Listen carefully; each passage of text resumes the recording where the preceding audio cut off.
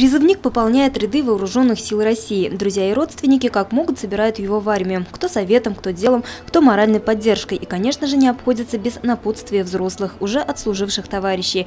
День призывника – мероприятие, где встречаются два поколения – новобранцы, будущие защитники Отечества, и ветераны боевых действий.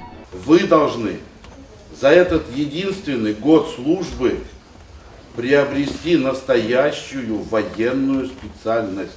От имени всех ветеранов боевых действий, которые проживают в нашем городе, а нас на сегодняшний день ни много ни мало, порядка 600 с лишним человек, это имеется в виду ветераны, которые через Афганистан прошли, через Кавказ.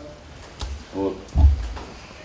Я уполномочен попросить вас, убедительно попросить о том, чтобы вы, придя в вооруженные силы, с честью и достоинством несли гордое звание, то, что вы житель города Сибай и Республики Башкортостан. Одни парни идут служить для того, чтобы переосмыслить свою жизнь, повзрослеть, проверить себя на прочность. Другие же сами говорят, что идут в армию только лишь потому, что на гражданке нечего делать. Отрадно то, что с каждым годом растет число юношей, добровольно отправляющихся в вооруженные силы. Этому поспособствовали положительные изменения в российской армии.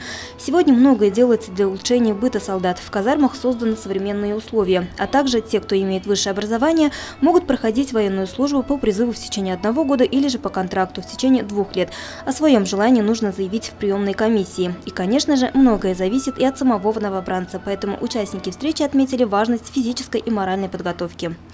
Юлия Харисова, Айгуль Хамитова, Елена Афанасьева, Дамир Хайбуллин, телекомпания СТВ.